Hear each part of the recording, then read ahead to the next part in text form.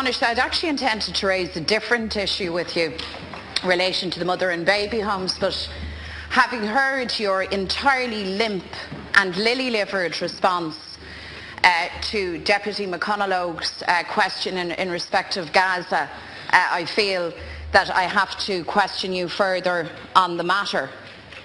I can't believe for a second week in a row, when you are asked about the casualties and the deaths of Palestinian civilians and Palestinian children, Palestinian citizens, that you revert in your answer to giving advice to Irish citizens who may happen to be in the vicinity or the region.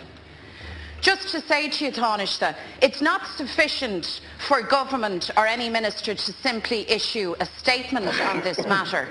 There is actually an obligation to act. And just to clarify matters for you, Tánaiste, in case you're not aware of this, the crux of this issue revolves around the Israeli administration, the Israeli state, and its failure to abide by international law. That's the crux of this. And it's long past time that the Israeli administration was called on this. It's long past time that the Irish government said to the Israeli administration, you cannot act with impunity.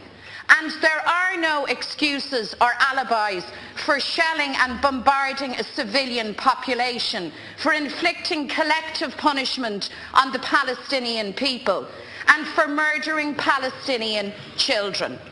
That needs to be the message. If that's not the message, frankly, Tánaiste, we are all wasting our time. Thank you. It's very clear the power disparity between Palestinian civilians and the Israeli military and political apparatus. So my question is this.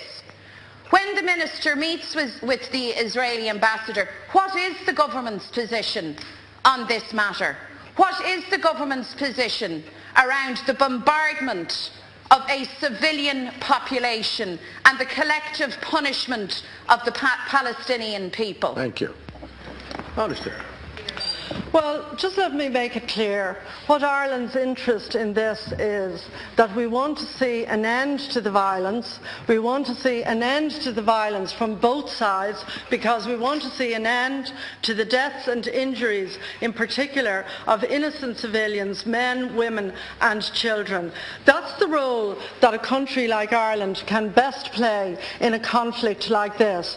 We have been, for instance, over the weekend, through the Minister for Foreign Affairs, in direct contact with his counterpart in Egypt in relation to the ceasefire and bringing to an end in an orderly way of the violence. Now, Deputy, if you want to make an issue in relation to warnings to Irish civilians who may be working in a danger zone, warnings by the Department of Foreign Affairs, I can just say to you, as somebody who has lived and worked in a previous capacity in such zones, they're extremely important for the Irish individuals and for their families here in Ireland, that they should have the full help and resourcing of our Department of Foreign Affairs. And you should not equivocate, notwithstanding your passionate concern, and accept, and I appreciate that, for civilians in this conflict who come from the conflict zone, but you should equally have a regard for Irish citizens, or indeed people who have been resident and living and working in Ireland, that they may face dangers and that they should keep in touch with the official advice which is available from this country. There will be an awful lot of grief for families in Ireland if Irish people living in the region put themselves in danger, and I think it's absolutely appropriate that the Minister for Foreign Affairs and the Department of Foreign Affairs should have a concern for that. Excuse me, we don't shout down people in this chamber, please. And you too, Deputy Byrne, please proceed.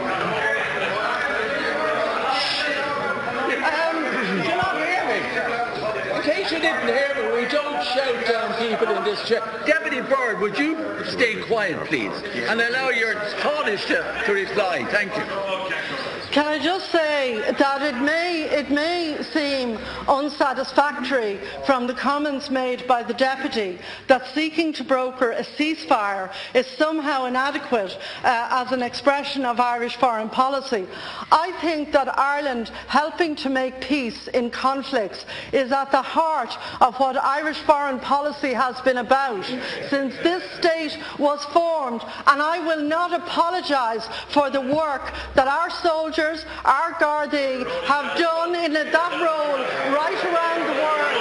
And for you to belittle that, for you coming from the background of your particular party and your involvement in a peace process which actually did have a successful outcome, I'm actually surprised that you would belittle the value of a peace process and of a ceasefire. Let me reiterate, the important issue is to get a sustainable ceasefire underway. That is the best way of protecting all of the civilians in particular, the men, women and children. And you would want to have a heart of stone, not to be moved by the appalling deaths of young children over this period of escalating violence. I think that everybody in this